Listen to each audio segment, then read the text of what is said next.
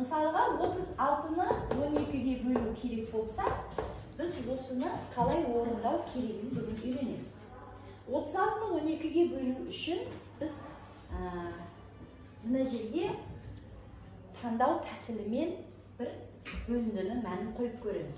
Мысалға 2-ні қойып көретін болсақ. Ол кезде біз 12-ні 2-ге көбейтіп көрсек, 36 шыға ма? Шыға ма?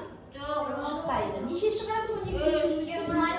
24 шығады. Онда бұл жарамайды екен 2. 2 болмайды екен, тура келмейді. 3-ті қойып көрейік. Дұрыс болады. Дұрыс келе ме? 12-ні 3-ге көбейтсе қанша болады? 36. 10-ды 3-ге көбейтсе 30, 2-ні 3-ге көбейтсе 36 болады екен, е? Міне осылай біз бөлуіміз керек. Мен таңдау тәсілін қолданамын.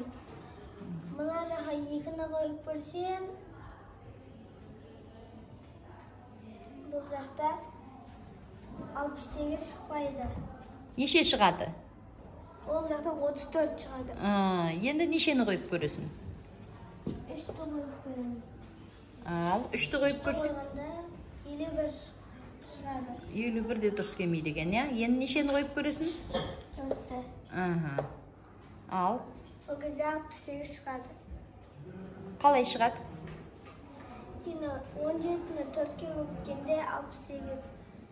10-ды 4-ке көбейтсең? 10-ны 4-ке көбейтсең 40, 7-ні 4-ке көбейтсең 28. Қосқанда? Қосқанда 68 шығады. Дұрыс. Мен 92-ні 23-ке бөлуді таңдау тәсілімен орындаймын. Бірінші 23-ті 2-ге көбейтіп көрейік. Жоқ, бұл дұрыс емес. Бұл жерде 46 шығады.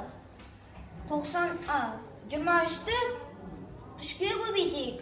Бұл жерде 3-ге көбейтсек 69 шығады. Тура келе ме? Тура келмейді.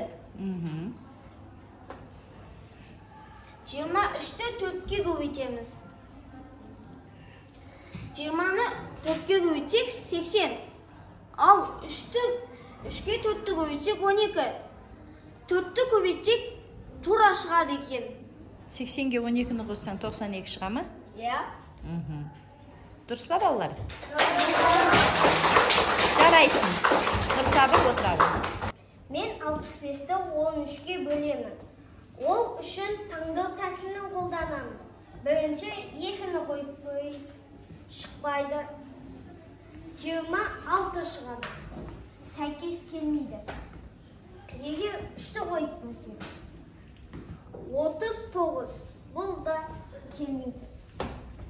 Егер 4-ті қойып көрсек, 52. Бұл да дұрыс келмейді. Егер 5-ті қойып көрсек, 65 шығады. 13-ті 5-ке көбейту, 10-ды 5-ке көбейткенде 50, 3-ті 5-ке көбейткенде 15-тен 65. Дұрыс па, балалар? Жарайсың.